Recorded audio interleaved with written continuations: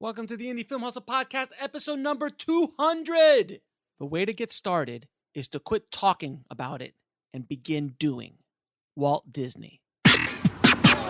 Broadcasting from the back alley in Hollywood, it's the Indie Film Hustle Podcast, where we show you how to survive and thrive as an indie filmmaker in the jungles of the film biz. And here's your host, Alex Ferrari. Welcome, my Indie Film Hustlers, to a special episode of the Indie Film Hustle Podcast. I am your humble host, Alex Ferrari. Today's show is sponsored by Video Blocks. Now, guys, when I was shooting my show for Legendary Pictures, and I did that 96 pages in 4 days, I actually got into post and we used a lot of stock footage, stock sounds, and even some graphics from Video Blocks. They are an amazing resource. With your membership, you are granted the rights to use that footage forever, in perpetuity, on any projects you want to. So if you want to try a 7-day free trial, and by the way, anything you download during those 7 days is yours to keep. And if you decide to stay, you get 84% off the yearly membership. It is well worth it, guys. Trust me, if you do a lot of production, it is something you really need. So just head over to videoblocks.com/hustle. And today's show is also sponsored by Masterclass, and specifically the new directing masterclass by Oscar-winning director Ron Howard. Ron Howard has grossed over $1.9 billion at the box office and has made Oscar-winning movies like The Da Vinci Code, Cinderella Man, Apollo 13, and The Beautiful Mind, just to name a few.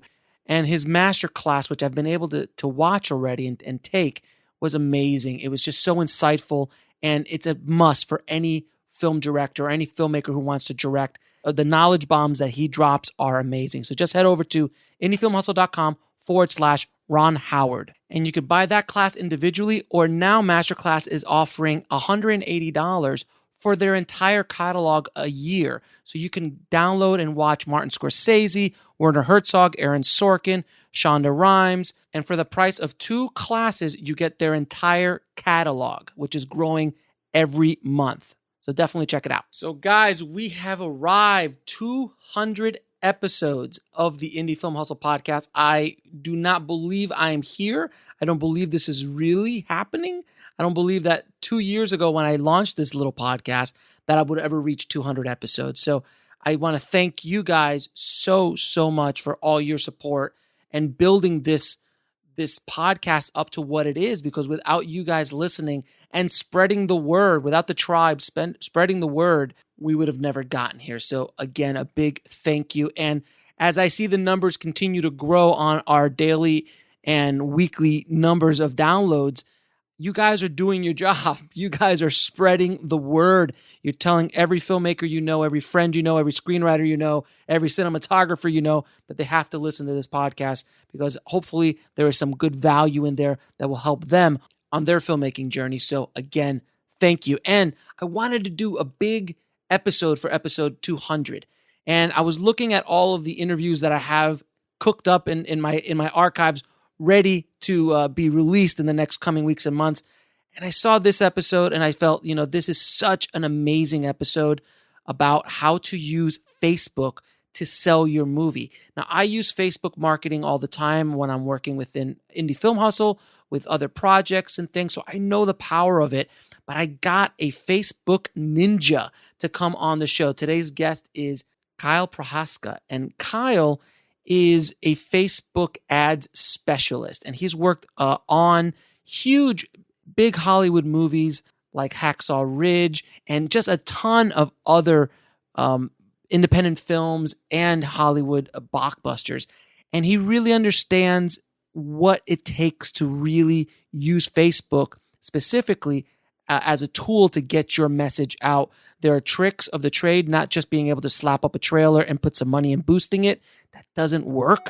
There are specific things that you can do to actually better your chances of finding an audience online, how you use the algorithm from Facebook, how you do all those kind of little ninja tricks. And we're going to go deep in the weeds on this episode. So guys, I really want you to pay attention. Might have to listen to this episode a few times. You might go back and refer to it when you're going to go do your campaigns, but it is super powerful and you can use arguably the most powerful marketing tool on the planet to help you get your message out there regarding your film, your production company, yourself as a person, as an actor, as a filmmaker. However you want to use this tool, you can do it. So Kyle and I get into the weeds. We really geek out, but we also have a lot of great information for everyone to understand. So if you just want to have a better understanding on how to use Facebook to market yourself or your projects, take a listen, get some paper or your iPad, however you want to do it. Take those notes because there's an amazing amount of knowledge bombs in this epic interview, and it will last for a while. So I think we're almost at an hour and 40 minutes in this episode. So much information, so much knowledge. It's scary. So without any further ado, please enjoy my conversation with Kyle Prohaska. I'd like to welcome to the show Kyle Prohaska, man. How are you doing, sir?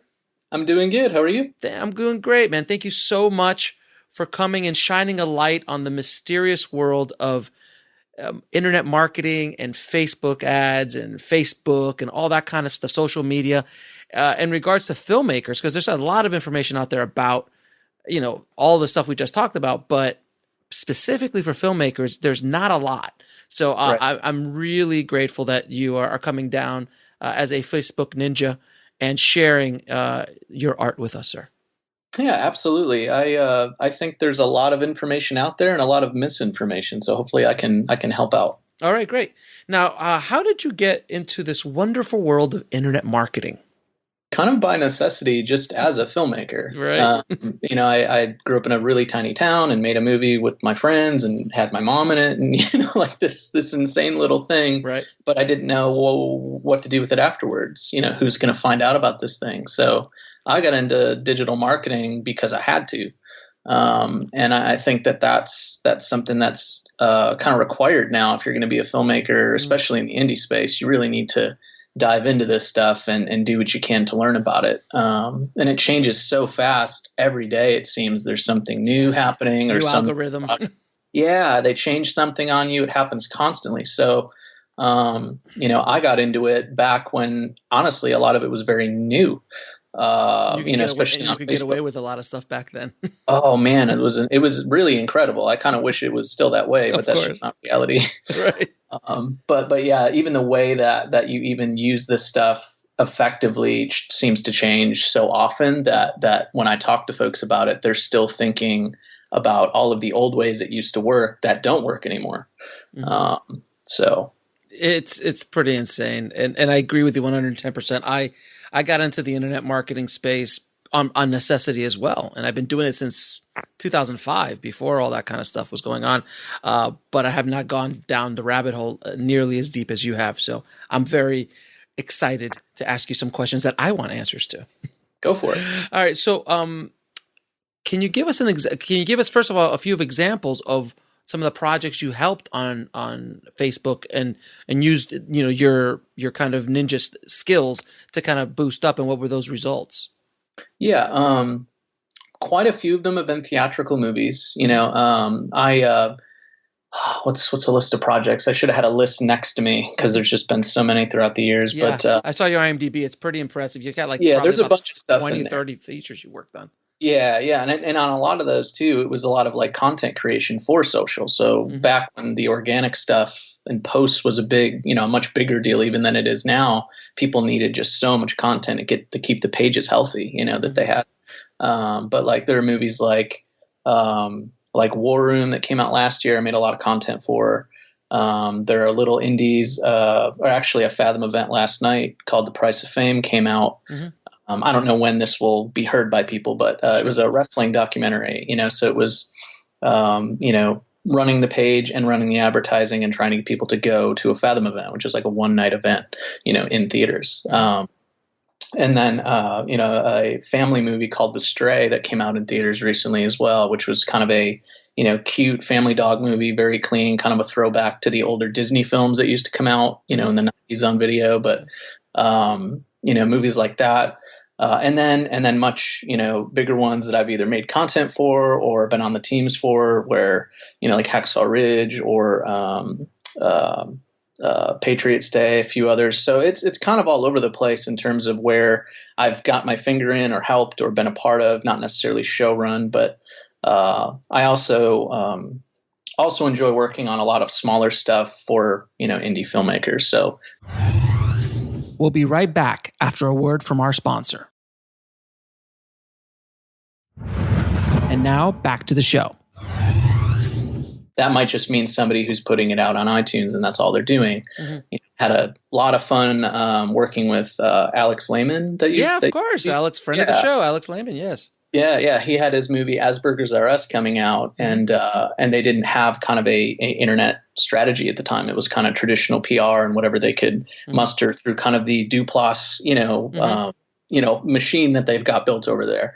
So I kind of worked with them and built up a Facebook page as quick as I could and pushed the trailer out, and it did really good. So now, can you talk a little bit about just the basics of social media and what, the very, very basic things that filmmakers need to have and do if they're succeeding as either an individual, as a project, or as a company, and the different strategies, kind of the basic stuff that you need. Right. Yeah. I think kind of like a movie or a show that you develop now, your strategy form is everything. So if you pick the wrong starting point, you could build everything from the wrong place, and it's not going to do for you what you want it to do. So, a basic thing to have just as a person is you have to decide, am I a company or am I a person? What is my, that whole brand. idea of what's brand? Your brand? Right. Yeah. And that can get in the weeds really fast when people start talking about brands, because it sounds very like generic and no one knows what it's trying to mean. But yeah, deciding that first, it's like, where is the home base where your stuff is going to be? Twitter account, a Facebook page. You have to pick what you want to focus on, because for an indie filmmaker especially, you have the problem of segmenting everything too much, where you don't have enough pull to sprout out everything. So the very basics are creating a page for either your company or yourself. Deciding if you're going to launch all your stuff from a singular place, that would be what I would suggest. Concentrate your engagement in a few places that you're going to be most effective based on what your interest level is too. Some folks create a page and they really don't have a strategy or don't plan on focusing on it, and it's not going to be effective for them because they're just not interested, in the end. I guess it's hard to lay out exactly a basic list, but what you decide to focus on and what's going to take advantage of your own strengths as a person is where you're going to want to focus. Because a lot of times I find that filmmakers make the mistake of building up something specifically for just one movie. Right. And that's fine. But then that audience that they build up for that movie, let's say you do an Asperger's documentary and the next movie is you're doing an action. Right. Those audience are not going to be the same. And then you've got to kind of start from scratch, where, like you were saying, if you have a central hub where you can sprout everything out of, it makes a little bit more sense. Is that right? Yeah. And sometimes the movie is going to dictate that, right? Like on Asperger's R Us, it was having it come from a page called Asperger's R Us documentary, was really valuable as opposed to kind of a generic company name. So, right. And in some cases, it makes a lot of sense for it to be separate, so it can kind of have its own life. And there are things to consider with advertising, whereas where the page that it's coming from is actually going to help you, right? Of course, for SEO reasons. Well, for when an ad unit loads for people, they're going to see what page it's from, and on a movie like that, the targeting was all about the autism community and the Asperger's community, and just that whole group of people, whether they have it or they have family members that have it. Seeing that word was really important. Sure. It was just really important for people to know quickly, hey, this is about something I understand. So some random name or a company name they don't recognize would have not like killed everything, but it certainly wouldn't be helpful. It really depends on the project. Now, how should a filmmaker build an audience on his or her Facebook page? I'll be honest, for me personally, since I've kind of like transitioned my focus out of where I started, which was more like the faith and family space, and then moved into more mainstream stuff, I've focused a lot on my own personal page for now, until I kind of get my ducks in a row and figure out how I want to move forward. So for some people, for a lot of indie filmmakers, their own personal Facebook account is going to be where some of their effectiveness is going to come from the most. Just because it's where they're already interacting with like their closest friends and family. But if they have a page that's theirs, the thing that used to be the old way would be, it was all about likes, right? Page likes. It was all about how big is your base on there. But what that did is it created a lot of waste and a lot of what's the right word? Glut, I guess you would say, where people would pay money and try and build up this big number that didn't really mean anything, right? For them. Buying likes, buying follows, buying all that stuff. Oh man, it was so bad. It still is. It still is. Yeah, it is. It's awful. Like trying to buy views on YouTube. Like I had a filmmaker once that I worked on his movie. He's like, I got 4 million views of my trailer on YouTube, and I'm like, but you've got like 2 people who said anything, so it's obviously fake. and he thought that just because he had 4 billion, that was like this huge selling point that he could walk into any distributor and go, look at the fan base. Right. And I think where things have transitioned is it's not that you don't want to have a base, because that's helpful, but growing it is incredibly difficult and expensive if you're focusing on just like making a page bigger directly, as opposed to pushing content that is specific, and growing data around the pieces of content, because people are so bored now with pages that do nothing but post, articles and inspirational memes and stuff. It's just they've gotten wise to the game, and everything has become so saturated. So, when I talk to filmmakers and they have a movie that has no juice at all, where the page is brand new and has 100 likes on it, I tell them, right. And I tell them, like, focus on, if you're going to spend any money, for instance, if you're going to focus your efforts, put it on the actual centerpiece of content for your movie, and that's your trailer. Your trailer's like ground zero. If you can't get anybody to finish 90 seconds of what you've got, they're probably not going to rent or look it up in any other capacity. So, and the difference from a few years back, 5 years ago versus today, is what you can do and the kind of audiences you can make and track and retarget is way different. It used to all be about growing your page big, so when you'd post, the sample size of people that would see it would be big enough to, like, create a little bit of a wave for you, right?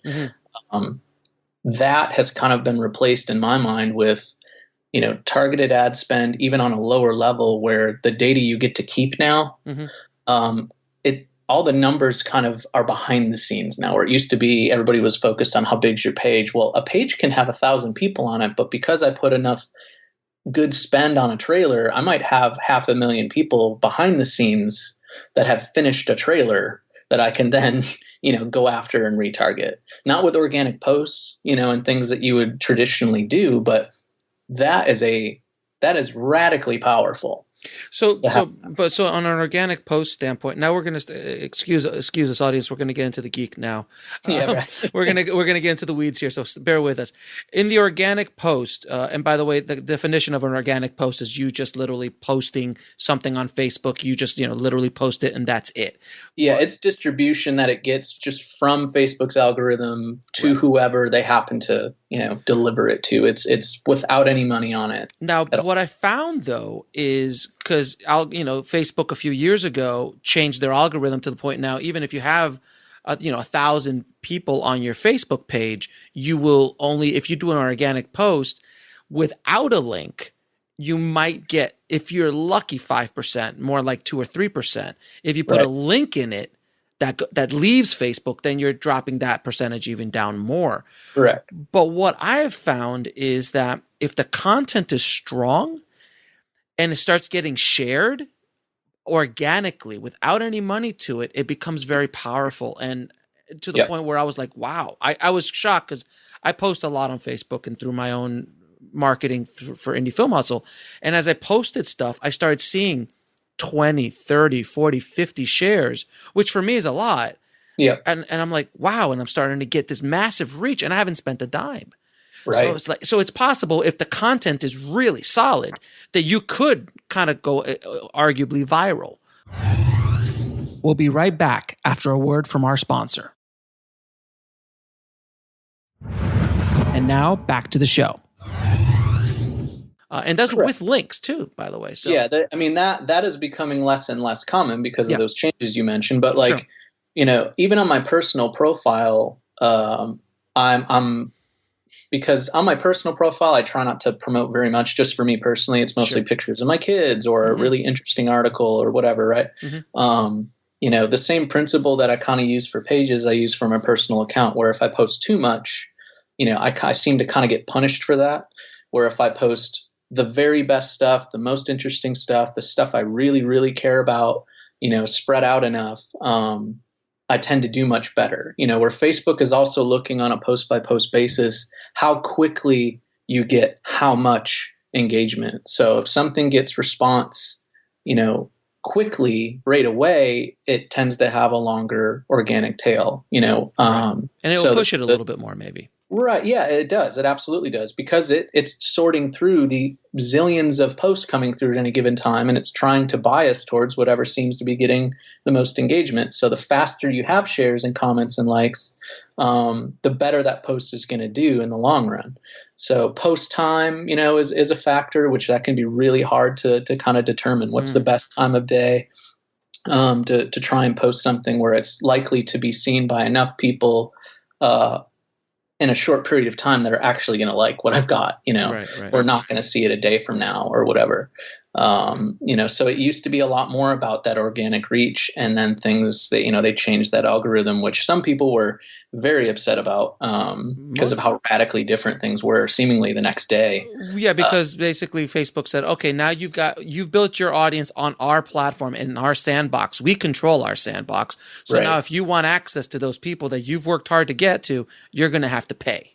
Well, and what it also seemed like too, you know, and I know there's a lot of controversy right now about Facebook in particular, but like, you know, I almost wonder how much of that was earned and how much of that was getting lots of help from them at the time.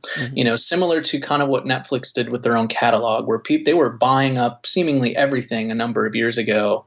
It seemed like they were just grabbing everything they could before they kind of started putting money into their own stuff.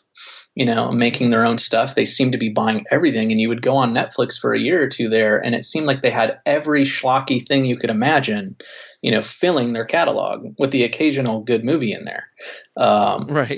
You know, there was that time period of we're going to really ramp up how much stuff we have and really try and get a lot of people in here really quickly. And then they kind of backed off on that and started making more, you know, stuff. It's kind of like Facebook was, you know, pushing things and helping things along before they scaled it all back. Right, because they got your audience building. You're building up your base, and that's business. Right, and you know, on the paid end, I mean, I know a lot of folks, especially if you're an indie filmmaker, the idea of paid advertising makes you want to like cringe sometimes. But I think it's probably the most powerful thing available to any indie filmmaker now, if they're willing to take a look at it, understand what it means, you know, compared to what things used to be like. You know, it's like now I can launch a trailer for someone or for my own thing and have a really good idea of like a measurable idea of who's watching it and how much of it. And I can, if I have a budget for that, I can scale those numbers. Like that never used to be possible. You would just furiously email, tweet, post, and just hope. No, you're absolutely right. It's become surgical. Facebook, beyond any other platform, including Google Ads, the amount of information they have on their customer and about their likes and their mood and everything is so massive. It's scary how massive it is. It's a little scary. It's a little scary, man, because I'm on Facebook obviously all the time. So I get stuff on my feed and I'm like, how did you know I wanted that? Right. You know, right. I was thinking about pizza. How did, you know, and then there's a Domino's ad and I'm like, what? You know, how is that? Oh, it's yeah. terrifying. It is a bit terrifying, but yet I kind of like it, but I don't. I don't like because it's actually stuff I want. So like This is the advertising philosophy that I kind of work with, which is I'm not trying to interrupt someone who, isn't going, like, the plan is to get what someone's going to like as best as you can infer in front of that person, not bombard the internet and hope that 5% that it's actually for like it and engage with it. Like that used to be what you had to pay for. And you couldn't afford that. And you couldn't afford it. Yeah. And you would pay for impressions on just a particular website where they would promise you. Oh, yeah. This many banner impressions, but you have no idea who's seeing them, how many times most of the time. There's no proof. There was no reporting. Not really. Just click-throughs, if that. Yeah, targeting used to be picking a website to put a banner on a bunch of times. Now I can go after the individual on their phone while they wait for their coffee.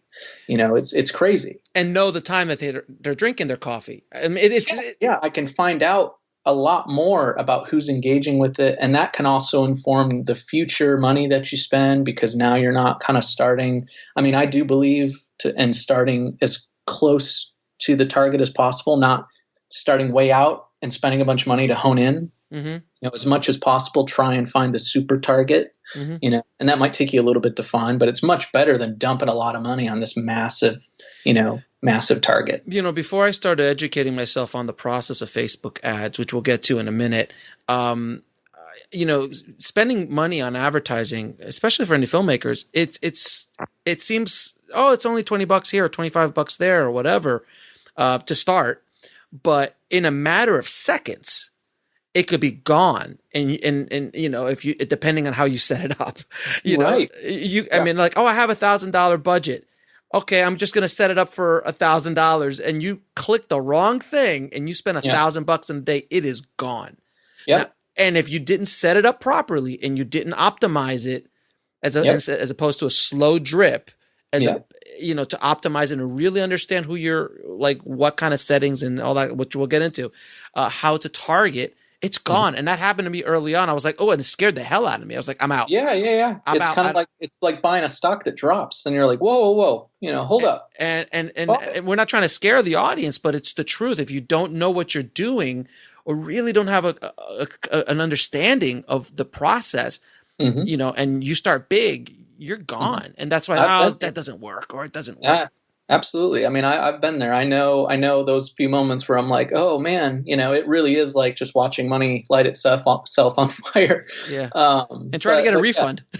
Yeah, right. I mean, it can be a little scary and intimidating, but like, that's why I'm talking about it. Cause I think I don't want the fear to keep people away, because I really, really think it's hard to be successful today, without at least starting to understand. Everybody wants to, like, get a distribution deal and deliver the hard drive and you go figure it out. Yeah. Right. And that's not reality anymore. And it requires a certain amount, just diving into this for anybody that's listening who might be interested in it.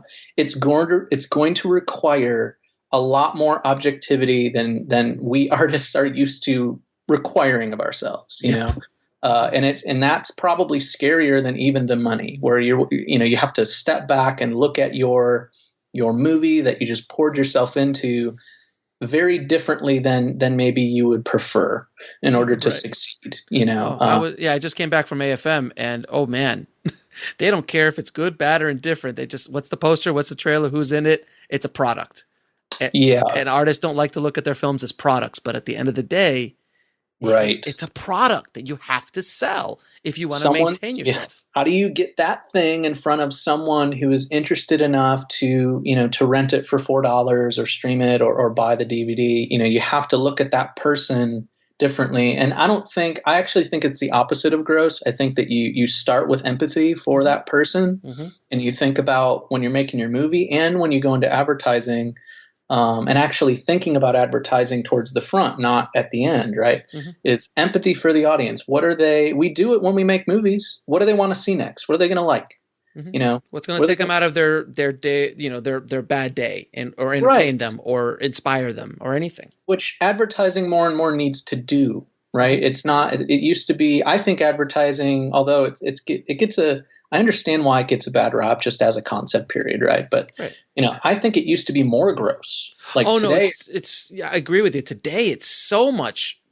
There's benefit, like we were saying, that Domino's pizza. Hey, I was thinking of a Domino's pizza. Hey, I got that thing now.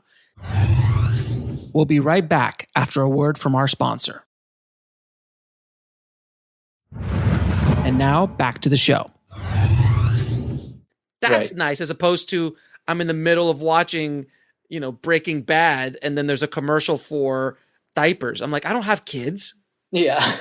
Like, why are you showing me this? Yeah, this is more that what we have now is more efficient and if it's used properly, just like any tool, it can be misused. We have seen that, have we not? Oh, yes, we have. Yeah. So if used properly and with empathy by the person, particularly a filmmaker who is hopefully making movies with empathy for the audience in mind in some way, the idea is to put something in front of them that is not going to annoy, that is something that they're going to like. That's the whole point. You don't want to waste your money and put it in front of folks who don't care. Because you're wasting their time and your money. Of course. And yeah, your time, your money, their time, like it's not the way it should be. Mm-hmm. So if you how should a filmmaker build an audience for their project on the Facebook? Like, what's the first thing? Like, what should they start doing? Well, there's two ways to approach it. It's if you're starting completely from scratch for yourself and for, maybe your first movie, then that's a lot of that initial stuff. Like, say the movie hasn't even been made yet, it's just going to come from just being you, posting things you find interesting, trying to gather people that are liking the things that you like. If you have to do a targeted, my suggestion would not be to do a targeted spend to try and grow a base for yourself before you have anything to show for it. That would be so. Can you imagine? Well, and that's the thing, right? It's like, hey, look at me over here. I have no movie to show you, but I'm really cool, and I think you'll like me. But I have no content. Yeah, the best place to start, honestly, is to actually have a piece of content, have something that whether it's a movie or a short or whatever. That's where a lot of people are building their audiences, period, whether it's on Facebook or anything. You have to have something to show for yourself. So if you have a movie, though, it starts with the trailer, having an amazing trailer. But, as I don't know if I linked you to that one article I wrote, discussing, when I say good trailer, I mean a trailer that is specifically you thought it through as something that's going to have to be advertised, not you sat and cut a trailer for your own movie and you think it's amazing, but it's 3 minutes long and nobody's going to finish it, no matter how high you are on your own, your own thing. Would you agree that, and this is a big pet peeve of mine since I am an editor, you should hire a trailer editor or someone who has trailer experience? It's like some of the best money you can spend in your marketing budget. I think it's going to depend on the person. It's like I've cut plenty of other folks' trailers and I've cut my own, but you have if experience. You don't have the objectivity, though, right? That's the difference. That's why a lot of people suggest don't cut your own, because a lot of people can't step back and they can't. Just like it's hard to cut out a scene that in the story forward, but you love it. I will cut that thing all day long. I'll get rid of it immediately. Like I'm very ruthless with myself, or I try to be. So when it comes to cutting a trailer, I know that if they don't watch the actual movie, the movie makes no money. I'm never going to get to make another one.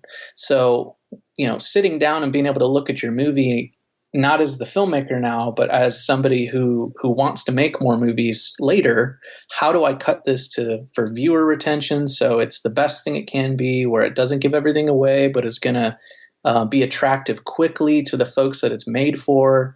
Like these trailer editors, like I know a friend that works at Mark Woolen. He just won a Clio the other day. He's great and he's cut amazing stuff. But a lot of the trailer houses and people that cut trailers, period, are not cutting them for the environment that I'm talking about.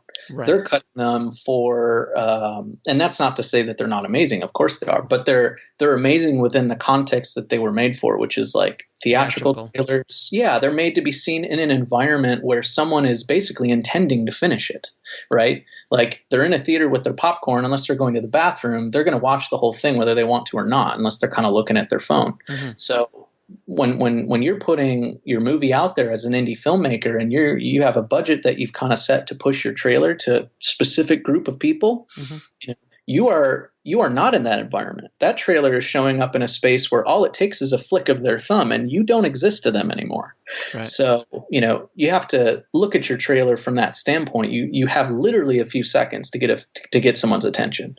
How do you let that person know that, hey, this might be something you're interested in? And that's where it steps into this weird zone of being artistic, but very, data conscious and just kind of objective at the same time. It's like there are artsy trailers that are incredible in their own right, that work in an environment outside of the internet, or at least outside of an advertising space, mm-hmm. like showing up in your newsfeed where it's going to autoplay. And if all they see is a logo or the shot of a field with no context, I could cut you 10 identical trailers for 10 different movies that all start with the same first 10 seconds, whether that's logos or whatever. Oh yeah. And I could push it out to 10 different audience groups. None of those people, unless they watch past that point, would know the movie is that particular kind or genre or anything. Yeah. So, and you're paying for the first 3 seconds, so it shouldn't be your logo. No, everybody's hyped up on their logo. See, that's where the brand part, you kind of like have to take that part away for a second. Unless your brand is so big that that's why someone's going to stop scrolling, you got to get rid of that thing because, or if you have a your biggest actor, people love to see faces. Mm-hmm. What's the thing that either shows them the tone right away where they're either in or they're out, at least on that level, or if you have a huge draw, like a particular actor, or maybe it is attached to a huge brand that has its own pull in a way, but like A24 does. Like if you see an A24 says, and even in that case, right? A24 says, "Hey, legit movie," right? To a certain number of people. Sure. But people see ads all day, so that's not necessarily going to get anybody to really stop. Not if you're targeting, if you're just targeting people who just love movies, who are like cinephiles, mm-hmm. like that's not really a target. That sounds like a target, but it's not broad. Really it's too broad. Yeah, it's too broad. Well, let's talk about audience, because it's something that filmmakers, in my experience, just don't get. They don't understand that you have to understand who your customer is, who your audience is for your product, for your movie. Sure. So can you talk a little bit about audience and then how you find these audiences on Facebook? Yeah. Your audience is not 35 plus men, like that's not an audience. That's like Warner Brothers audience. They can afford to go that. You're talking about 100 million, 150, that's not an audience. So, and I believe in going as deep into the targeting as you can, because, again, that objectivity, far less people, and I would be careful how I say this, but it's just true. Far less people are interested in your movie than you want to think, right? Absolutely. Far less people are going to like it than you want to believe. Mm-hmm. And far less people are going to buy it than you think. Mm-hmm. So who are the most likely to like it and buy it? What is their particular leaning as a person, and what is it about what your movie communicates, specifically though the trailer, right? Because mm-hmm. perception for them is going to be reality. Mm-hmm. Whatever you put in that 60 or 90 seconds is all they know at this point. Mm-hmm. So you can make a horror movie. You've seen those funny trailers where people make a horror movie look like a family, something or other. Right. Or they make a Christmas Vacation look like a horror film. Yeah, they're great. It's amazing how the big difference that can make. So, when it comes to your audience, sometimes and more often than I'd care to admit, like the targets are not obvious a lot of the time. Sometimes it's a lot easier, and I think as I've done this longer, I've gotten better at it. But when I look at would be like an example, an easy target or an easier target would be something like an Asperger's R Us. There's clearly a community that's targetable, who's very underserved, and that meant that the trailer, which we did change at the very front, right, because we needed to suck them in, needed to let them know quick that it was about a topic they understand. So it was literally going after the organizations that are targetable, the different groups, right, anything that was very specific to that organization, or I'm sorry, not organization, that community of people. So that one was more straightforward. We'll be right back after a word from our sponsor. And now back to the show. And then it was more about, does the content effectively communicate really fast so that we get them in, right? That this is for them. So like something like Hacksaw Ridge, which is obviously a big movie. Did you do any specific targeting, or did you just kind of go, because you had the budget was much bigger, that you could kind of go more broad? Right. And on that one, I wasn't actually running the advertising on that one. I was helping with other things. But I can tell you, though, if somebody handed me that movie and just said, here's my budget and we want to push, the trailer,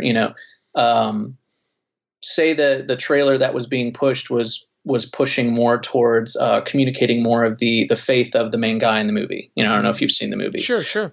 But like, say the trailer was kind of more biased towards that. Well, then it would be, okay, for a movie that big, that has big stars in it and whatever, you're not really as concerned about making it feel legitimate. Everybody knows, they've probably heard of it before. It's a very high budget, all that sort of stuff. So you just look at a lot of, what's the best way to explain this? Like, you start with a bigger target that is the broad one, but then you start to overlay new pieces to hone it in. So people that are going to be fans of the biggest targets that are clearly attached to the movie, and then how do we go in that big pool and find the smaller pool within the big pool that are more likely to like what we're giving. And if you can go in even further than that, right? Overlay a third layer of people. So it might be fans of huge Mel Gibson movies, war movies of every kind, right? This huge target in the millions and millions and millions. You might not even segment it by age or gender. You just go as big as you can. And then you start to overlay, in this case, like faith targets, right?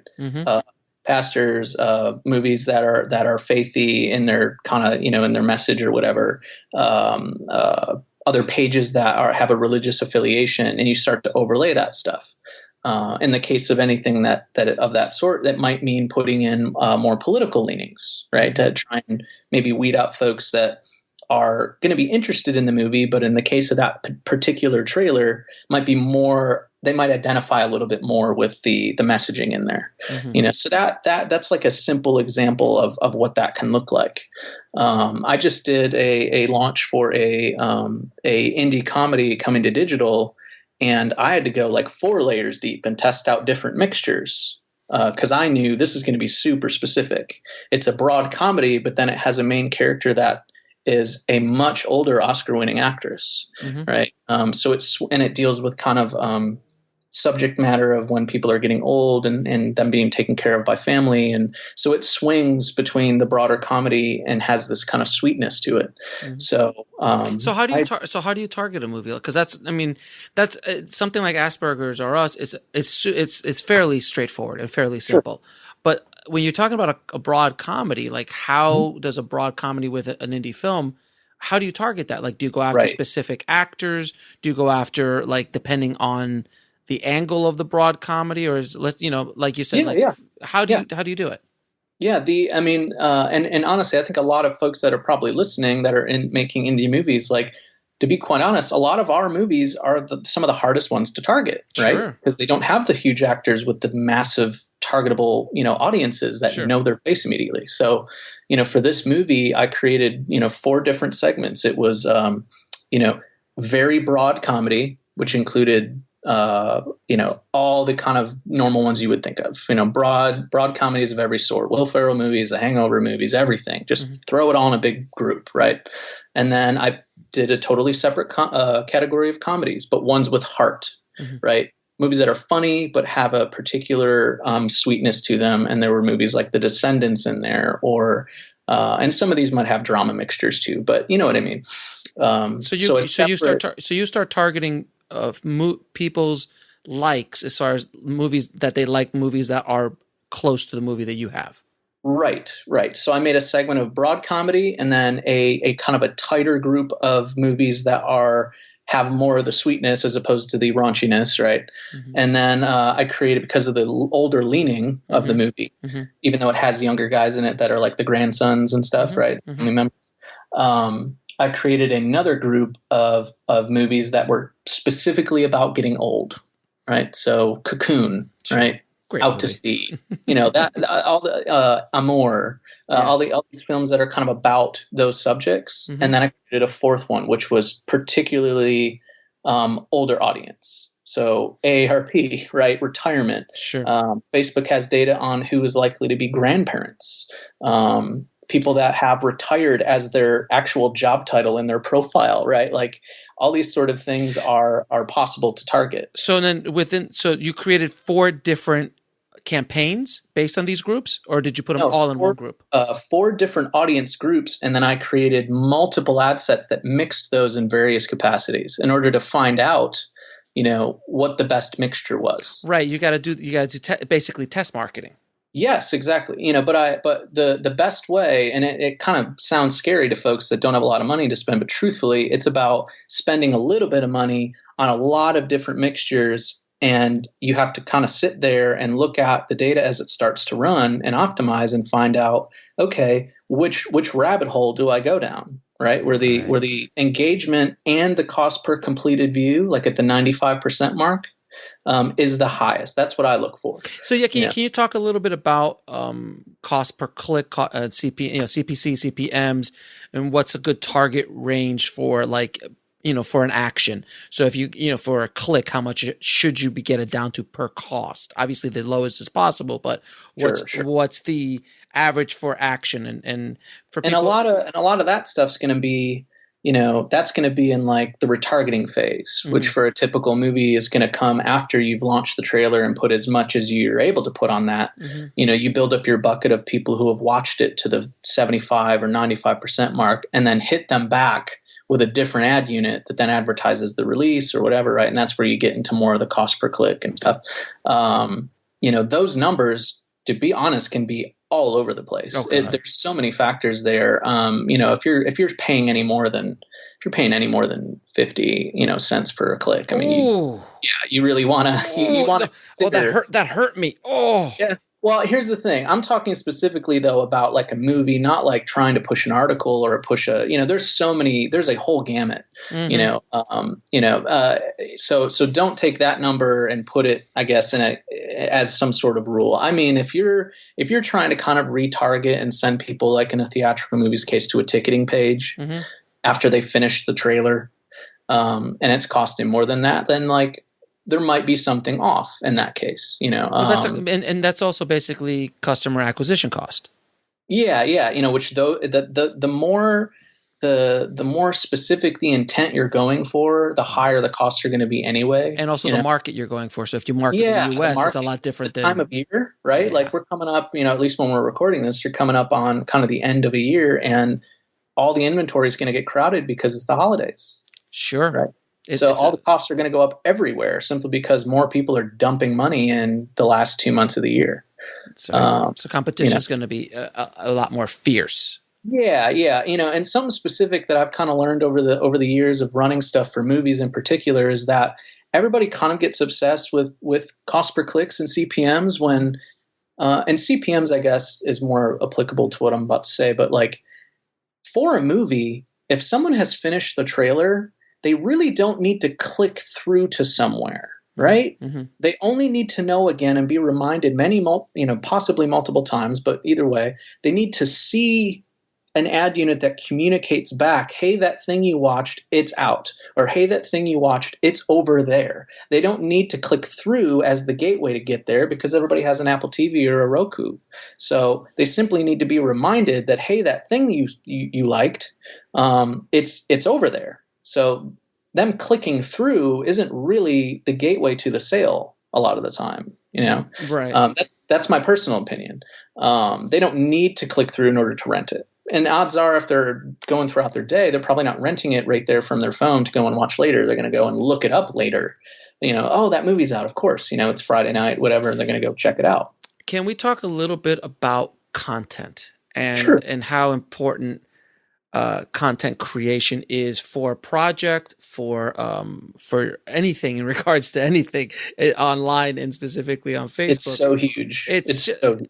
And because this is what I do on a daily basis with Indie Film Hustle. I output an immense amount of content. Right. As you know, I'm sure you've looked me up. You got a million episodes on a million things and blog posts. It's crazy. It's awesome. We'll be right back after a word from our sponsor.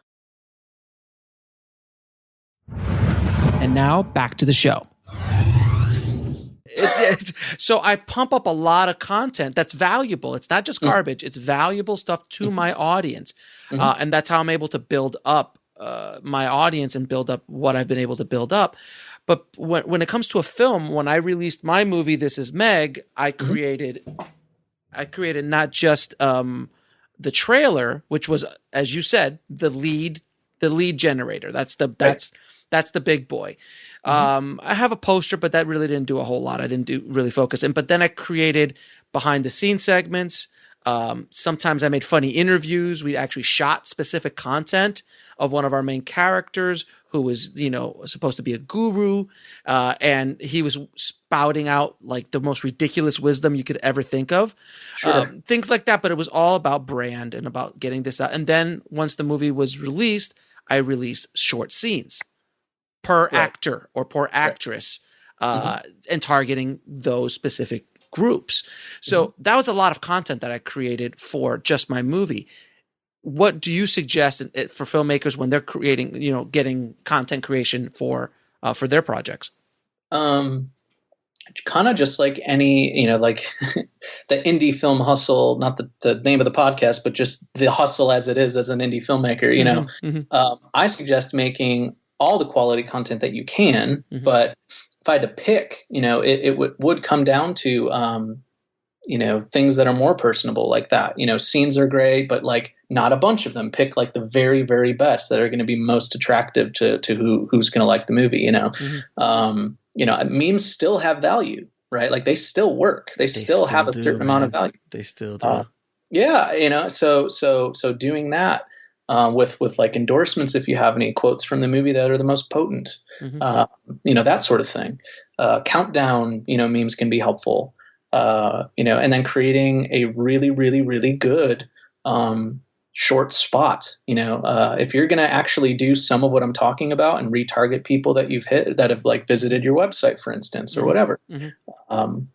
Which I never mentioned, like the Facebook pixel and being able to put that on a website. But what is the I don't know about Facebook pixel. What is that? Facebook pixel is a tracking pixel, just like when you put on Google onto your site. It allows Facebook to track, just like Google would, visitors and what pages, and you can set up, conversions to send people to specific pages and track those things, but within the context of Facebook users, so which is everybody. Right. But like, it's only going to track the folks that actually visit. So like on a theatrical movie, the very last Hail Mary part of what I might do is hit everybody that visited a ticketing page, with last minute ads on like that Friday. Right. But I can only do that because the pixel's there and it knows who visited that specific page or who visited the site in general. You see, that's some ninja stuff right there. But you have to just look into it and do it and set it up and make sure you do it the best way you can and do it early, because Facebook's going to start gathering data as soon as you install that thing and make sure it's firing. It'll start putting an audience for you together just based on who's loading your website. That's pretty massive. Yeah, it's great. And because if you have an ad account that someone has set up, and you set yourself up as an agency as opposed to an individual, it's basically just a button for now. That could change. It's one of those things where I'm hoping Facebook doesn't, change something that's going to make this harder for people. But, you can start to plug in custom audiences like that based on video viewers or visitors or whatever, and see a demographic makeup. of those groups, age groups. What pages do they like the most? Facebook has data on Everything. On everything. Income level, for goodness sake. Estimates and stuff. It's not. But is this that's if you are an agency or if you're a person? If you set up an ad account as an agency, I believe that's the only way the audience insights panel will actually show up for you. I didn't have it either until I switched over and was able to get access to that specifically. Fairly easy to do that. Yeah, in your like settings for your ad account, but okay. And it might even be there already. You just haven't noticed the button or something. You never know. But when you were talking about content, a lot of the times what I'll see is people will spread themselves too thin, for instance. Mm-hmm. They'll make so much stuff, but they'll have not put together a way to put it out to enough people for it to really matter for them, right? Yeah. Some movies would be better off, quite honest, of having 2 to 3 and that's it, but they concentrate all of their focus on the trailer in the biggest sense, and then 2 amazing concentrated pieces of content to follow after. For a lot of people, that's about as much as they're going to be able to afford and be effective, right? For other folks that have an audience base already or have a lot of other avenues to like push or put stuff out organically, make all the stuff you can, because it can be helpful. If you have just one actor with a great Twitter following and you made something specific to them, right? That can be really valuable for you. Outside of Facebook, there's all sorts of things that can be done. But the content really has to be, I think today more than anything, short, concise, very quick to communicate what it is you want people to know. Mm-hmm. I know everybody thinks that this is just making everyone's attention span shorter, but truthfully, who in the world has time to watch your 10-minute behind the scenes thing? How many people are going to actually finish it? It's not likely. Trust me, I know this because I have a lot of content that runs an hour or runs 2 hours. And I see the numbers come back, and I know exactly how long they stay, right? And I know exactly it's you're right, and especially on a feed, there's certain arenas like YouTube that a channel that people subscribe to, or true fans that are really into whatever you're doing. But this is a whole other conversation. Sure. Now, and just to mention, because I know you asked me about any, there's just to make a quick comment about other stuff outside of Facebook, because I have been involved and have understanding about the other platforms, advertising on Twitter, extremely difficult, and one of the lowest ROIs that I've seen personally. Yes, absolutely, it's horrible. That's why they're not doing well. Yeah, it's not great for people that don't have a lot of money to spend. YouTube is very similar. It's actually really good at what it does when you advertise through Google and YouTube if you do it well, but you do need a lot of money to be effective. It seems that the more money you spend on YouTube, the better results you actually get, where Facebook's almost the opposite. Mm-hmm. You can do really well with a lot of money on Facebook. I've done it, but if you only have so much money and you need to purposefully, like you said, the drip, Facebook is the absolute best ROI you're going to get in terms of like measurable human attention per dollar. It's just unbeatable. So that's why I kind of tell folks, if you only have a certain amount of money to spend, please, look over here, because it's the best you can get.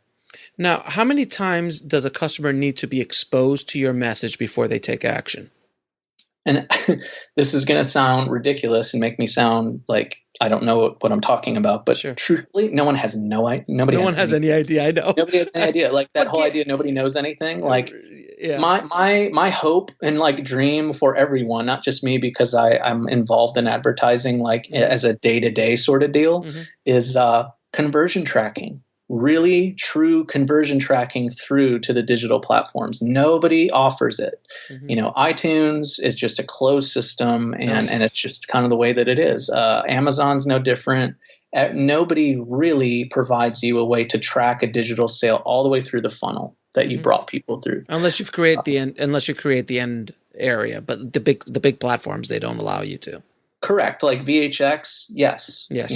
But again, how many people how many people actually that you're going to get to are comfortable using it, have any idea what that is. Vimeo, right? even Vimeo video Yep. is as Yep. well. Same thing. It's getting on those big platforms that where people feel comfortable, have their number. Like everyone's got their stuff on Amazon already. Of course, right? Because everyone just, and even if someone doesn't intend to buy it over there, a lot of people just go there to check, what the pricing is or whatever. So my opinion, if you're putting a movie out digitally, which like I just had something come out that didn't do this because we actually couldn't afford it. It's just like a DIY lo-fi thing made with some friends, not like a normal release, right? Put it in as many places as you can afford that are the major ones, because people are going to initially go look where they're most comfortable, right? We'll be right back after a word from our sponsor. And now back to the show. So if that means Amazon, they're going to head over to Amazon. If that means like I'm an iTunes person, right? I have an Apple TV, not a Roku. So if it's not on iTunes, it's way less likely that I'm going to end up watching it, right? Well, like for me, since we just released Meg on all the major platforms, Fandango and Google Play and everybody, everywhere, everywhere I released it. What I've realized is that I honestly only needed to release it in 2 places. Which is Amazon and iTunes, because those are the biggest. Yeah, those are the 2 big. Google Play, sure, but generally speaking, if you're on Google Play, you probably will buy on Amazon and iTunes. But those 2 markets are very different, because I just got an Apple TV a little bit ago, and before then I was on Amazon only. So I would only buy things on Amazon, but now I'm on Apple TV, so now I've switched over to buy and rent stuff on Apple TV and not on Amazon. So it's either one of those 2. For releases. That's just my experience. I mean, obviously Hulu and Netflix, that's all other conversations. But for TVOD, transactional video on demand, those are the platforms that I found that work the best. Now that's something that's interesting actually too, is, and then you're not wrong about that with the fact that they're clearly the big dogs, right? So you have to, when you're going to pay money to an aggregator or whoever, to place your movie, you want to make sure, or at least think about how big, that's the objectiveness that I was talking about, right? How big are my sales likely to be? And do I want to pay, that extra amount to get placed in a spot where I might not break even, or that's certainly a part of the conversation. Something that I wanted to mention, I don't know, I didn't have a clock about how long it's been. Oh, no, don't worry. No, we're okay, good. We good on time? All right. Oh, no, don't worry. We could talk for another hour. I'm good. I'll talk as long as you want to talk. Okay. Something that when I was talking about audiences and about kind of mixing the different audiences together, the way it works on Facebook is they'll let you put in all the targeting you want, but then they allow you to either narrow or exclude, audience groups. So when I said, I have audience A of broad comedy, I'll put that in, and then I'll say, but they also have to match audience B. So it's not adding A and B together in one pile, right? It's everyone who likes these broader comedies, but also likes the ones with heart. They have to like both. And also like Cocoon. Yeah. So all the mixtures are either adding some of the groups together, and then they also have to match, so A and B together in a pile, but also have to like audience D, or they have to like A and also like B and also like C. Very different things, right? It's I know it sounds very nerdy and whatever, but if you had like little circles in front of you and you started overlaying them on top of one another, you could start to see, oh, if I mix it this way, it's this many people, right? If I mix it this way, it's this many. So that's the sort of stuff before you would ever segment out ages and genders, right? Which totally takes it to a different level. If you're only trying to get to people of this age or more or whatever, it goes even more. But if someone was sitting down, the best way to explain to somebody who's going to sit down and try and do this, right? So they had $1,000, like you said, right? And they don't want it to just disappear. Right. And if you have your trailer and say you come up with at least the best targeting you can come up with, and as best you're able, you test out something. If you have $1,000, then maybe test out 3 different audience mixtures on launch day, and put 50 $50 on each one or $25 on each one, and you're going to have to let it run. You're going to have to spend, probably 10%, 15% of your money in order to let the ad optimize enough, which means Facebook's learning out of this big group you fed me, who's responding best. Mm-hmm. It's going to start shoving things over to that segment. Because Facebook wants you to succeed.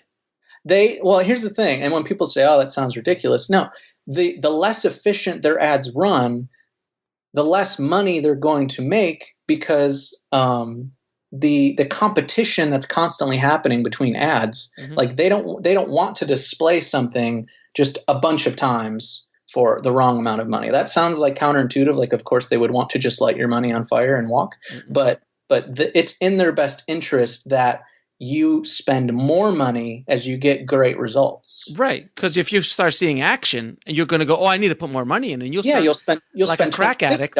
Like a crack addict, you'll go out there and get your money and start pumping it in if you see. Yeah. So as that stuff rolls out, they're trying to find, and the company that I work for in my 9 to 5, we have Facebook reps that we talk to and, find out when stuff's going to shift, before it kind of surprises us. And, mm-hmm. and there have been times when they, this is an interesting thing that'll give people a little bit of an idea. Facebook doesn't just deliver on Facebook, right? They deliver to Instagram, and it delivers to Audience Network, which is kind of their proprietary delivery device to put ads from their ad platform elsewhere on the internet. Kind of like the Google ads.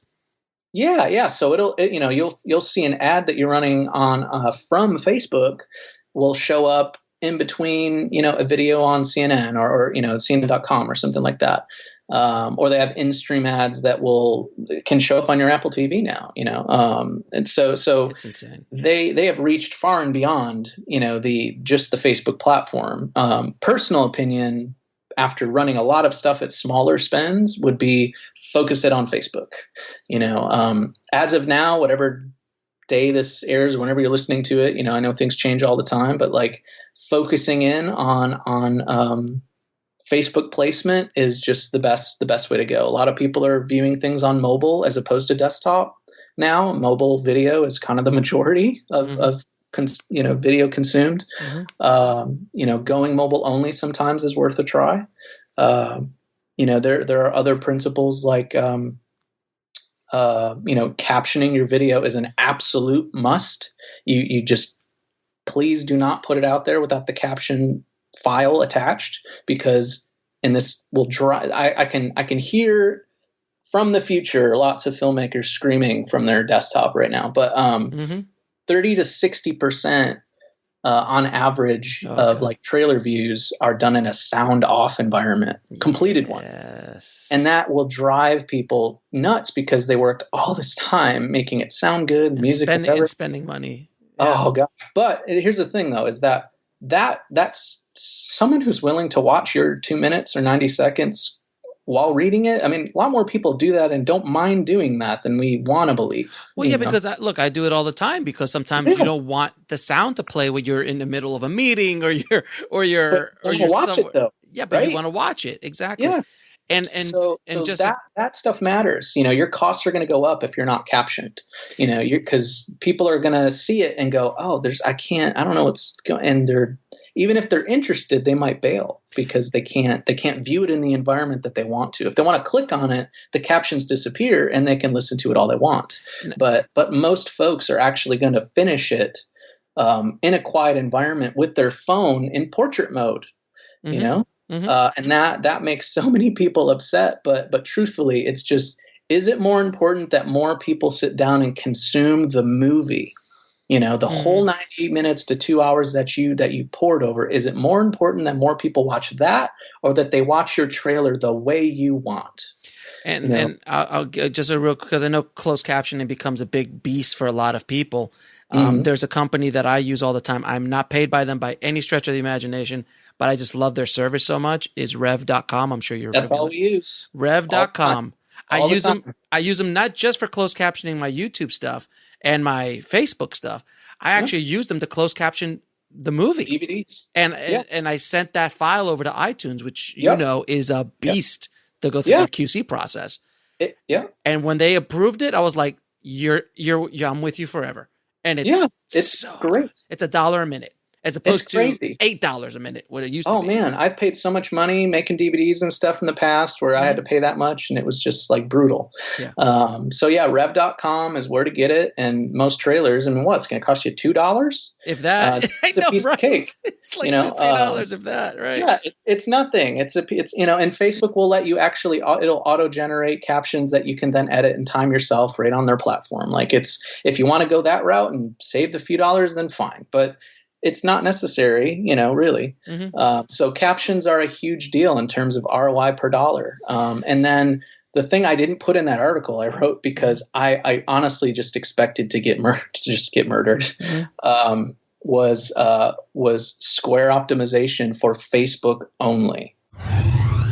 We'll be right back after a word from our sponsor. And now back to the show. Which what does that mean makes exactly? Square optimizing your trailer. So, the Square yes, changing the aspect ratio. And here's the thing: I'm not saying you have a lot of stuff that if it's Square and it's on Facebook, it will mean more views per dollar. That's all I'm saying. If someone wants to say, can you say that one more time? You dropped out for a second. Square. Oh, sorry. Square Video. If you're launching a trailer on Facebook or just any video in general, it is going to mean more views per dollar. That is the reality. If someone doesn't want to do it, that's totally fine. I just want folks to understand there will be ROI consequences for putting out, the trailer, quote, the normal way, simply because of the viewing environment. That's really the big thing. The viewing environment is huge. Now, when I did the trailer, I released it both ways. I did it standard, like 16:9, and then I actually created a graphic one that actually had like a top bar and a bottom bar, so it was like letterbox, but I had graphics at the top and the bottom, and squared it out that way. So the video was still playing at 16:9 or a little bit bigger. Let's say, but then I still had this, so it was more eye catching. Is that a good strategy as well? That's another possibility. I've tried every way you can imagine, including, this is something that even I don't like, unless I was told to do it, I don't tend to do it. But there are ones now you can run full mobile, like height wise, which, God. If somebody, and here's the thing, if somebody, like, I wouldn't want to do that with my own. I'm fine with Square though. Like if I had a new movie coming out, but like if you go and look up the Beatrice at Dinner trailer on Facebook, go look at the comments. There are some people that absolutely hated that it showed up in that format, but the large majority of people, what are they saying? This looks great. I love John Lithgow. It's like the purpose of what you're trying to do, especially if you're an indie filmmaker where every dollar counts and every eyeball matters. Every iTunes rental is another step towards you getting to make another piece of content. It's just worth thinking about. If your instant gut reaction is, I'm turning off this podcast right now because this guy is an idiot and he's trying to destroy my art. That is not, what I'm saying. I'm simply saying that there is a viewing environment to consider when you're advertising, at least on this platform, right? Right. So if you shoot your movie in like an anamorphic format, and here's I love the anamorphic format. I have a plasma that I refuse to get rid of because of the deep blacks and how beautiful the colors are on it. It dies, I'm not getting rid of it. Anamorphic 240. Yeah. I mean it's gorgeous, right? But if you're trying to push a trailer like that on Facebook through the news feed, you're at the biggest disadvantage there is. Because you're so small. It's so tiny. Like Lawrence of Arabia. I mean, seriously. Yeah, it is. It's super, super small. So even on the bigger phones now where I feel like I have an iPad in my hand, not a phone, right. It still looks so tiny. So if someone isn't willing to even like consider the two most important parts, in my opinion, of a trailer are actually not the middle, at least from an advertising standpoint. It's the beginning and it's the ending, and the middle is how they kind of get there. So it's super important still. But if you don't communicate within a few seconds, kind of whether or not it's for this person or that person, you can't get them in. Forget about holding them. You can't even get them in.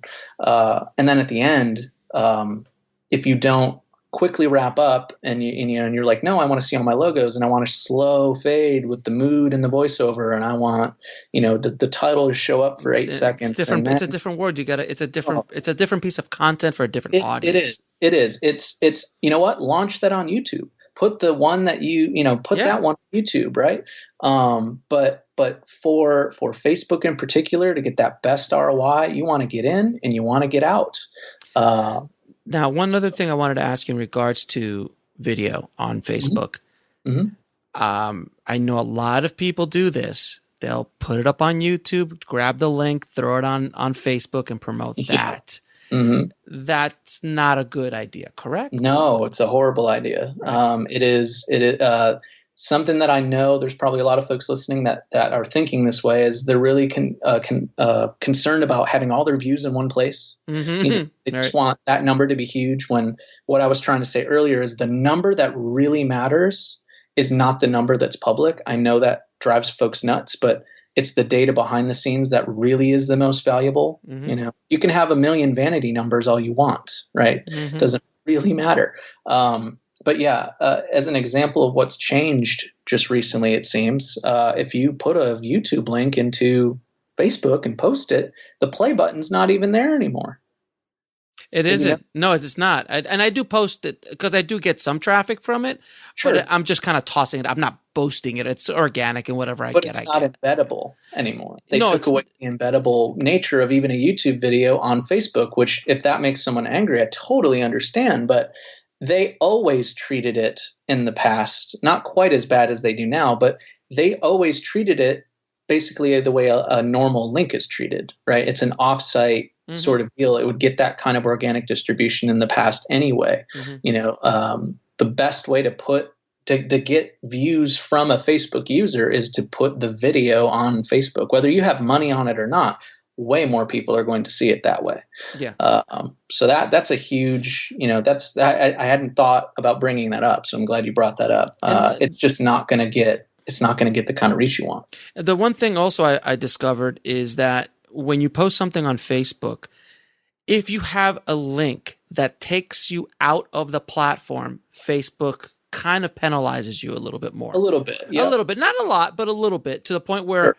A friend of mine who's in the space, he's like, dude, why don't you just put up an image? Just an image, a meme of some sort, no link, and Mm-hmm.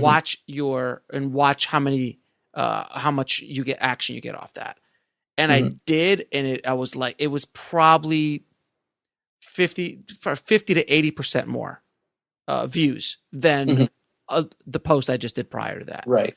And same thing with a Facebook video. If you put just a Facebook video with no link, you're going to get a lot more action. Is that true? Right.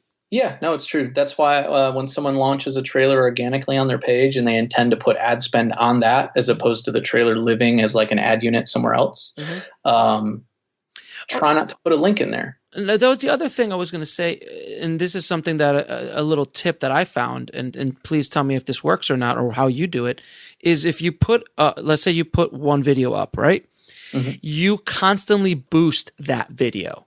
So you get all of that kind of social currency, because all those likes and all of those shares and all of that kind of stuff. So you keep pumping your money into that's been organically posted on your page originally, but you keep boosting that specific video that way.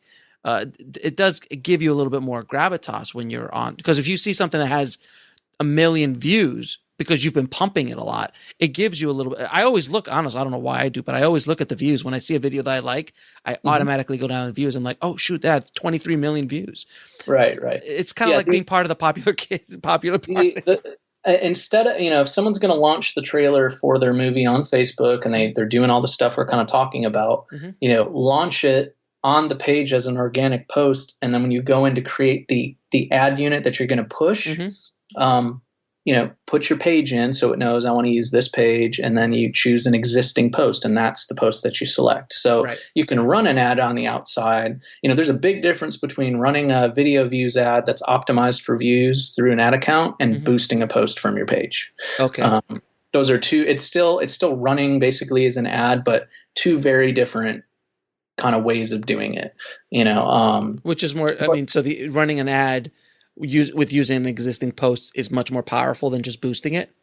Yeah, because the data that you can get and what you learn from it and what you can see and optimize for, it's all very different. Where a boosting of a post is simply going to, you can select, do I want to hit more people that are just part of my page, or, go outside my friend or my likes a little bit, or you can put in some parameters, but it's the best way would be to run it from the ad account, choose the existing post you want to put, the money on, and then you have a whole wealth of stuff that you can do and track over there. But the idea, though, of what you're saying is true. If you're going to put a trailer out or put a video out and put ad spend on it repeatedly, it is great, at least for like the centerpiece, like a trailer, to put it all on that organic thing. Because yes, an organic post that you then go and put ad spend on is going to get different organic distribution on top of the ad spend. We'll be right back after a word from our sponsor. And now back to the show. Right. You want those shares. You want those. Yeah, the shares. And something that Facebook didn't used to do, that now it's a little bit easier, is they kind of in their database are going to pool a lot of the views together. So even if I set up a bunch of ad units of the same video within my like media uploaded library, the view ad unit to ad unit, even if they're pushed to totally separate targets, are going to show me a total view count, not each ad unit has 100,000 views over here and 50 over here. And, the shares and comments and likes are all going to be separate, but the view count will look the same for the whole. And they also now break it down to the point where they show you how many 3-second views you got. Yeah, you can see over in your ad account, if you launch your trailer organically, you don't put any links in the post copy, just the most concise, best info you can, and you launch it that way, it'll get organic distribution from your page, and then the ad spend will push that and give you, the residuals of that over time. But over in your ad account, you can see 3-second views, 10-second views, cost for both of those, the number of comments, likes, shares. It's insane. It's insane. It's so deep. Yeah, the stuff that you can see. But the most important thing, is measuring. YouTube's no different. Like, what does YouTube care about when you're talking about like how if it's an outside link, they kind of crush it a little bit? YouTube is all about keeping people on YouTube. So they want you, they want you to, and they tell you this when you go through kind of their like certification thing, they want people to get on YouTube and stay there as long as possible, no matter what they're watching. So they just don't want you to leave. They don't care if you go from a movie trailer to a how-to video to, drunk in my kitchen. They just like, I don't know if you know what that show. I do know that show. Like they don't care where you're flipping and flopping. They're trying to just keep you there. Watch time is the thing. So on Facebook, I don't really look at it as any different from it as an advertiser standpoint. It's like, how do I get this particular video to be finished? Meaning they're going to watch it to like the 95 mark by as many people as possible.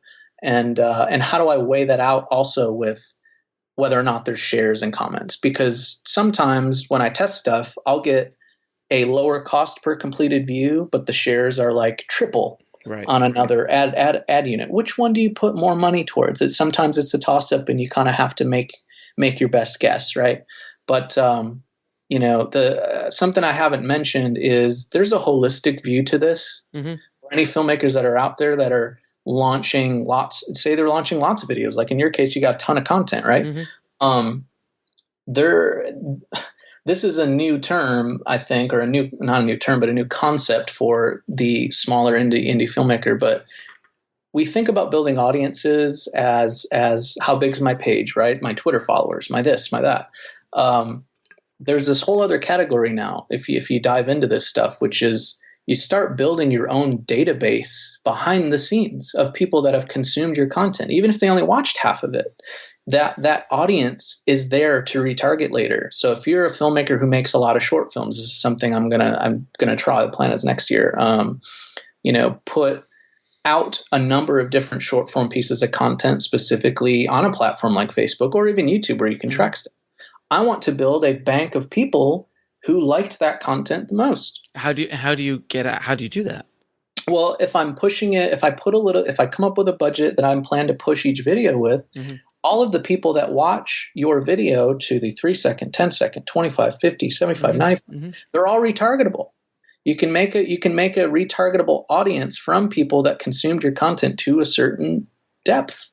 That's right within Facebook. That's all within Facebook. Within the ad account, right in the audience, thing. You put in what video you want that you have access to, that's yours, and you select what parameter you're looking for and name it and all that stuff. Make sure you don't get confused, because you can have a big list there, you can imagine. And then it'll populate a list for you that you can then plug into an ad unit.